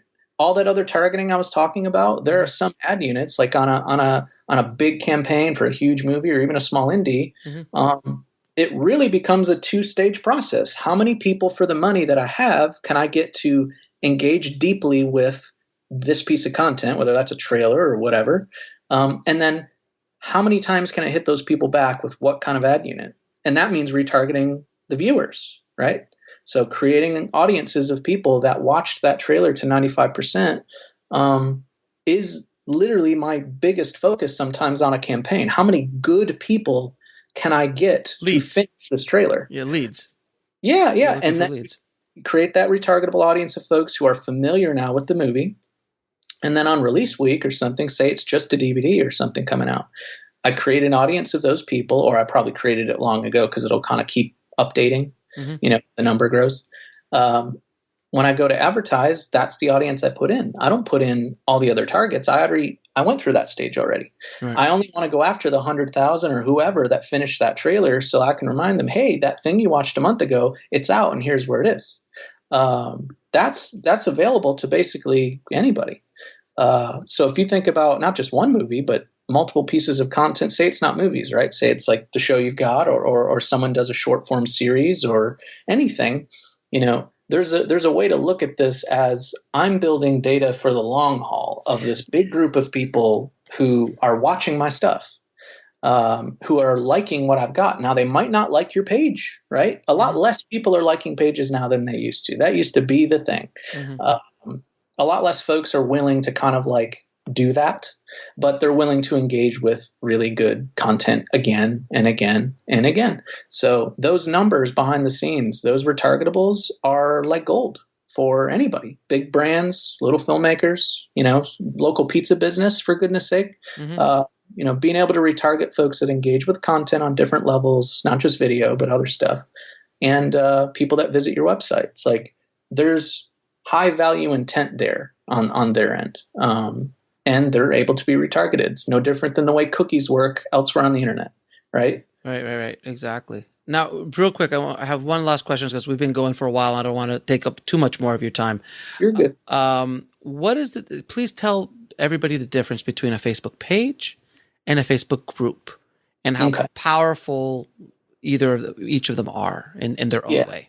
A group is very specific. It's much more for, smaller communities. You can close it, right? So it's like just for filmmakers in Nashville, or it's just for there's one for my HOA, Yeah, right. So the groups are much more for, very specific, tight knit, it's not necessarily for brands. It's much more for, what would be the right word? Can't think of the right word, but a page is much more for a branded piece of content, a person, a movie, a book, a band, like Coca-Cola, isn't going to have a, is it true though? But is it true though that groups automatically go into some sort of feed, or that everybody in the group sees it much more than they would see organically in a page? Honestly, I don't remember. A group though is not the right way to go for what we're talking about, simply because your advertising opportunities are just not there. No, exactly. This is a completely kind of side hustle. Sure. I mean, you know what? This used to be the way, like how I initially built, because I'm not making movies through this company anymore. The company that I started, I built like 1 million fans on Facebook basically over time. And I don't use that anymore, just because it's not kind of where I'm creating art anymore. But before it was the groups, because they didn't even let you create pages back then. Yeah. I grew like a group up to 10,000, and that was where the limit was. And then I tried to migrate everybody over to a page, and then I grew the page. But, groups are for more specific things where you kind of intend for it to exist within a box. That's more how that works. In terms of the organic distribution, I'll be honest, I'm not 100% sure. I think a lot of it, though, from what I remember, because they change stuff about their algorithm and push code daily. It still kind of works in a similar way. I think whether it's a personal profile post or a group or a Facebook page, the more engagement it gets faster, the more distribution it ends up getting. That's why pages that have 1 million people in them, right? They have a much bigger sample size that Facebook initially puts out there to find out. We'll be right back after a word from our sponsor. And now back to the show. What the engagement rate's going to be, or to kind of deduce that. So naturally, of course, the posts from those pages are probably going to go crazy compared to anything else. But I do notice, whether it's a group post, a personal post, or a Facebook page post, when you post and the amount of engagement you get and how quickly is really the biggest thing. It doesn't work like Twitter does. It doesn't work like, other, it's very different. So the content is a big part of that. I've had a lot of trial and error through the years working with Indie Film Hustle and seeing content go up on Facebook. And I did notice, like, when I had one piece of content early on when I launched Indie Film Hustle that kind of really went viral to the point where it probably reached 500,000 million. That's great. It went crazy. And that taught me a lot because I know where I posted it. I know how I did it. And then you start figuring out the psyche of the customer. You figure it out because and when I say customer, someone who I want to consume my content. The idea of virality as a thing, on the internet has changed so much where it doesn't really happen the way it used to anymore. And it doesn't happen as often. So no cat videos, not as much. See, that's the thing. There are still the pieces of content that are just like they always seem to go nuts no matter what. But that whole idea of someone trying to make someone go viral or make something go viral. No, you can't. Yeah, I feel like it used to happen a lot more in the way that you're talking about. And that probably, again, had a lot to do with the way the algorithm was kind of working on Facebook too. Even a year ago, or 2 years ago.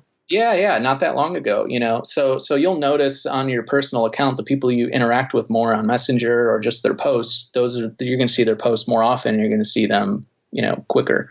That person you've been friends with for years, you haven't seen their content in forever. It's because, you didn't interact with them at some point for a really long time. And Facebook was like, well, I'm not going to, deliver that. I mean, that bothers some folks that it works that way, but things are moving that way, or really are already there on Twitter or, on YouTube. You have AI at work here where it's looking at all this stuff and deciding what you're probably more likely to enjoy because there's just so much content, right? It's so much. I mean, it's 1,000 hours a minute gets put up on YouTube. Netflix is no different. There's that whole idea where people say, oh, Netflix buries all these movies, and all that stuff, that kind of that vibe out there you get from folks. Sure. It's you know what? If you had that many titles, even if it was a perfect running list at all, like if you went on your Apple TV and saw new releases and it literally listed all of them and didn't pick and choose for you, you would have an even harder time finding something to watch because now you have 5,000 things to look at and not, whatever the newest 50, right? Yeah. So it's like, you have to kind of, you have to look at it the right way, I suppose. Well, I mean, but you have to think about it too. And like, look at how much content's being created now. And then what do you think it's going to be like in 20 years? Because all of the content that's been created for the next 20 years and also the past 120 years is going to be accessible. Yeah. So without these algorithms, without people figuring out what you like and what you want to see, you can't dig through it all. That's correct. And not in the future, like literally right now, if you're an indie filmmaker that has an indie movie and you don't budget an actual chunk of money for like a targeted ad spend. What should be the percentage, by the way? What's that? What's the percentage of budget? It's not really a percentage. It's just how much you got. Yeah, well, truthfully, I mean, when I try and explain to folks who want to actually pay, to have their trailer launched and they want to get the best prices and all that, like they know I'm sitting there with a calculator like a big nerd trying to get them the most people per dollar. Everybody always asks because that's the typical way you think about it, right? I pay this much, I get what, right? And it's like no, it doesn't work like buying a pair of underwear at Walmart. Like it doesn't work that way. It's not that transactional. It's in flux. It depends on all these different factors. But once you find out your scalable costs, right, after that first few days, like if I launch a trailer and I put $100 a day on, say I have like $5,000 to spend or $10,000 to spend on some movie that's going to come out on iTunes, right? If I put 5 different ad sets out there at $100 a day, and I've done a good job of kind of like in pre-production on a movie, right? Thinking through target groups and being smart about it. Within that first few days, I can see and weed out, okay, that's not going to work, right? And I'll find whatever my lowest cost per completed view is probably going to be, right, in the long haul. And then it's just math. Do you want to pay for 10,000 of those or 100,000 of those? It's going to cost you, a dime a piece or a nickel a piece or, whatever. So it doesn't become about for 10 grand, yes, I can infer you're going to get probably within a certain range if the movie's good and I have a good trailer and all that. Right. But for a typical indie movie, at least if it was my movie and I had $5,000 to spend, yeah, I can get 500,000 people, 500,000 views on that trailer. I can't get 500,000 people to finish it for that amount of money.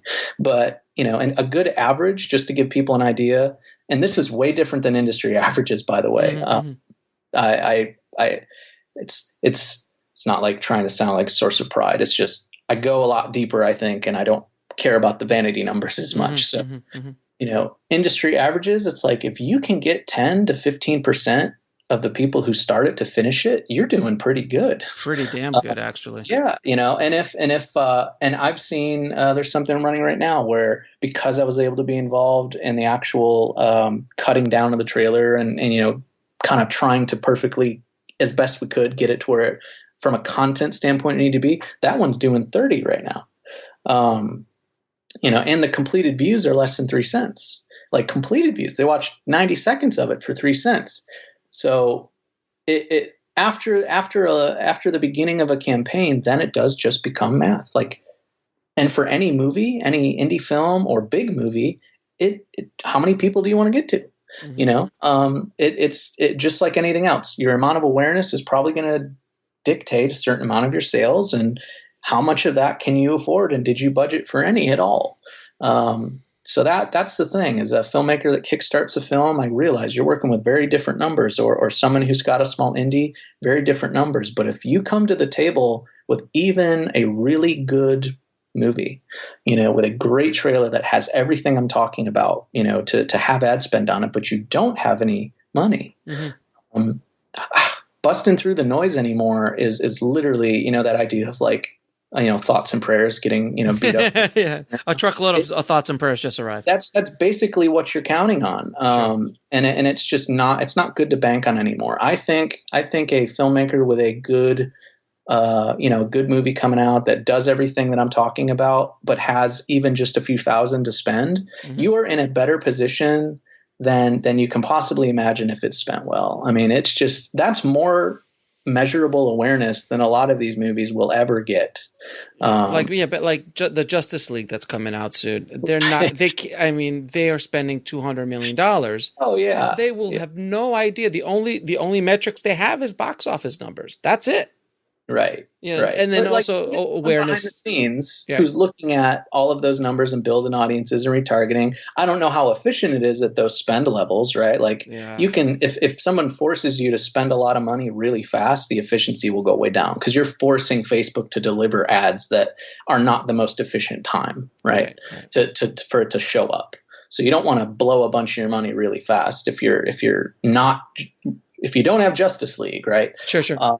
So yeah, it's just how to get people. This is really my big thing. I guess my big pitch for why I think this stuff is important is I'm just imagine being able to know that if I budget this amount of money and do a few of these things and focus on this, or get somebody to help, who knows, I can get, say it was only 10,000 people to finish watching my trailer. And I know they finished it, and I know that they were the right target zone and the messaging said it was on iTunes and Amazon. No, I can't connect any one of those people directly to a sale because none of the companies allow you to. But that is so much better than what any of us had to work with 10 years ago. Oh, right? God, yes. I mean, it drives me insane because I know, because I was there. I mean, it was so hard to know where your money was going and what it was doing. You would just hand it to some guy who promised you a bunch of impressions with a frequency cap. We'll be right back after a word from our sponsor. And now back to the show. And you were like, right, sure. yeah, 1,000, okay. it's per 1,000 CPM. And also the social media aspect of this, you couldn't interact with people that were commenting. I mean, now people can comment and you can say, thank you so much. I'm so glad you loved my movie. Hey, build relationships. Yeah, you can start building a relationship with people in a way that was never possible before. So I know that people, like, there might be some folks that'll listen to this and be like, this guy, just sounds like a sales guy or something. Like, I think this is one of the only ways that I'll personally ever get to keep making movies. I mean, it's just, I have no idea how it's going to be possible anymore unless everyone starts sitting down and trying to look at this stuff more. Some folks will get lucky, right? They make the perfect movie at the perfect time that finds the right person and gets sold somewhere and ends up in the big machine. And they can't even do this for their own movie, like that happens. No. What you do is you make a movie for like, $500,000. You give it to a distributor and let them go out there and sell it, and you'll never get a dime. And that's a great business model, I think. And it's like, and what's funny is that eventually someone on a lot of these teams is going to end up doing some of this anyway. Yeah. So even in the bigger machines out there, they hire someone like you. They're sure, why not? Drop me an email. It's like I think people need to understand this stuff more in order to succeed at pretty much any level. And I've seen that with movies that are opening in 2,000 theaters and movies that are only showing up on iTunes. It's like, I've seen what happens when it doesn't go very well. When the movie is just a really tough sell and at a tough time or whatever. I mean, that exists, right? And then when it goes so good, and it's so fun to watch because you just know, oh man, I mean, what I'm getting for 5 cents on this is just outrageous, and this little movie is getting 3 times the value, than what they're paying for. Like that, I enjoy that. Just personally, it was fun to watch on my own movie, my own projects, and it's fun to watch it happen on other folks' movies. Hopefully this conversation has demystified some of it. I know it's like super dense and heavy. Our conversation definitely went into the weeds, but for filmmakers who are just, trying to figure this out, like, guys, this is what you need to do. What Kyle is saying is right. I learned a lot of this myself. I'm still learning. I learned stuff in this conversation. It's constantly changing, but you need to be able to do this on your own to succeed. Like you were saying, Kyle, like, I don't know how else you can make movies, on a low budget by yourself without understanding the marketing aspect of it, and specifically the power of what Facebook can provide your film. Yeah. Yeah, absolutely. I think one last thing I'll add that, because I'm trying to think again, right? I'm taking the filmmaker cap off for a second, putting the marketing hat on. Is if there's any folks out there, I'm assuming, I don't know what your audience base is of your listeners. You know them better than I do, but I'm assuming there's quite a few out there that want to be making movies, but they're probably still they haven't made a feature yet, or they're making short films, or they're trying to kind of find their way in. You might look at this as a great way to do exactly what you're hoping these short films do. That if you're making content in hopes of finding an audience of people, or if you're trying to discover who you are as an artist, learning it this way at a smaller level with the smaller budgets, and you would be really well off, I think, making that short film for very little money or no money with your friends. Imagine putting just a little bit of an actual budget on trying to push it to an audience on a platform like Facebook, instead of just kind of tweeting it and hoping some best. see it. Some people will, right? Like I'm not saying all these other things don't work and don't have value, like traditional PR, even like when you have a movie coming out and stuff. It's not about that. I mean, I think that there's this whole universe that's being ignored by folks that are doing all these other right things, but they haven't considered how powerful these tools are, not just when you have a feature to pay back and all that, but even just when you have a passion project that you did for nothing with your friends and you want as many people as possible to see it. Or if seen amazing short films about like issues, they're issue driven, or they're about suicide, or, I know there's just what's going on with the Weinsteins and everything, right? Remember that short series that came out recently? It was kind of that. Imagine making something personal like that, and for no other reason than just enjoying it, period. But wanting as many people to see it as possible, why not put it on Facebook and put a little bit of ad? But if you're going to spend anything, why not try and spend it there? If there's any shot at finding an audience of people that really like your work or like what you have to say, it might actually be great to start small there and push something with ad spend. On Facebook in a video views environment. Like that's something that I haven't seen a lot of people do, because they're kind of hoping the short film it'll just go viral, or the right person will see it. Maybe the right person is the person on their phone right now in their living room. And because you haven't done this, they're not going to see it. Let me ask you a real quick question, and then we're going to stop. Because we could keep going for hours, Kyle. As you can tell, I'm into this. And it's really great, valuable information. But would it make sense that you make a short film? And what does a filmmaker who makes a short film want happen? They want that short film to be seen by the right people in Hollywood, let's say, that will look at that short film and go, oh, I want to talk to that filmmaker about making the feature, or about signing them, or about whatever, right? With the power of Facebook, couldn't you research people, agents at CAA, ICM, William Morris Endeavor? Know exactly where you're going. And focus on and find them on Facebook. This is going to be research. This is going to be like off-site research. But you find these agents that you want to focus on and literally just push those videos towards those specific people on a constant, just constantly pushing to the point where you can make something go viral in the CAA world. Like all these assistants to agents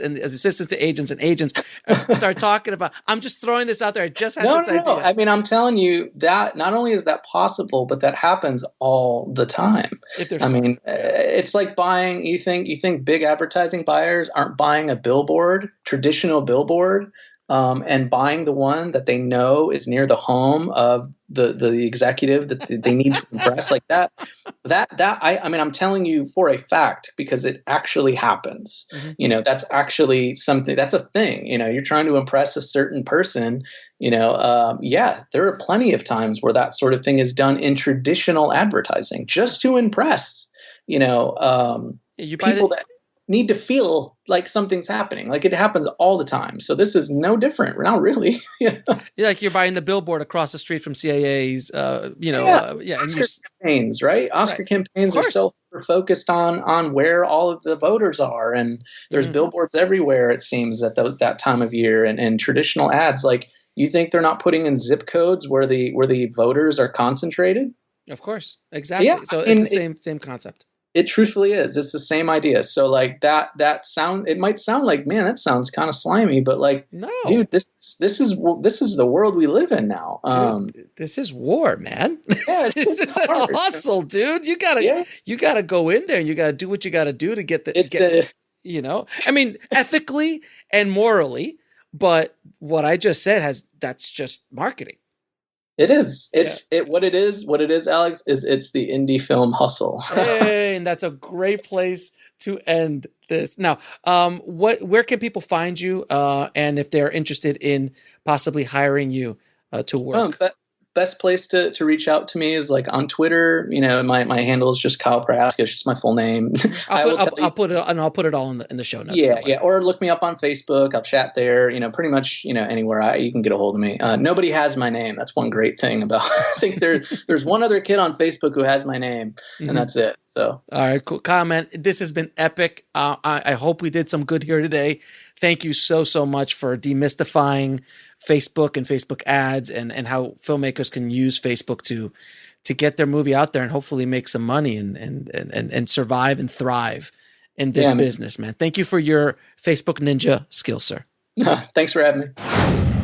I warned you, it was definitely going to be an epic episode, and I want to thank Kyle for just opening up and sharing all of his knowledge in regards to Facebook ads and how to market on Facebook. So I hope you guys got a lot out of it. I did. I've been doing this for a few years and using Facebook, and I learned a lot talking to Kyle. So it is your responsibility as a filmmaker to understand social media. It is as imperative as you understanding camera, lenses, writing, working with an actor. Social media and marketing your film and your projects and yourself is so important. So you need to understand this stuff, guys. So I hope this episode kind of jump-started your curiosity about what to do with Facebook specifically and building up your social media ecosystem. Now, if you want links to anything we talked about in the episode, please head over to indiefilmhustle.com/200 for the show notes. And again, guys, thank you so much for getting me here to episode 200. I can't wait for episode 300. And at the rate that I'm going, we're going to get there quick. I'm popping them out quicker than I usually do. But I love doing it, and I love doing this for you guys. And I want to keep providing you guys with so much amazing information and value to help you guys on your filmmaking journey. And just want to let you guys know about the Ask Alex show. I have already recorded a bunch of consultations with the tribe. And they're asking me so many questions. I've had such good episodes, and we're going to be cutting those up and putting them out for 30 days in January. So starting January 1st, we're going to be putting out one episode every day. And I don't know how I'm going to do this, but we're going to do this, and it's going to be amazing. And if you guys still want to be on the show, we're going to do that for 30 days for January, and then afterwards we'll see how it goes. And if it's a hit, I might start doing it weekly or bi-weekly or something along those lines as well. But if you want to be on the show and you want to come on, ask me anything. We record everything over Skype, so it's real simple. You can ask me any questions you want about the film industry, and then I'll put it up on YouTube, but it'll go on a preview first on the Indie Film Hustle Master Circle membership site. So you guys in the Master Circle will have first dibs at all of this amazing new content before anybody else does. So if you want to be on the show, email me at ifhsubmissions@gmail.com. I'll put the link and I'll put the email in the show notes. Guys, thanks again. 200! As always, keep that hustle going. Keep that dream alive. And I'll talk to you soon. Thanks for listening to the Indie Film Hustle podcast at indiefilmhustle.com. That's INDIEFILMHUSTLE.com.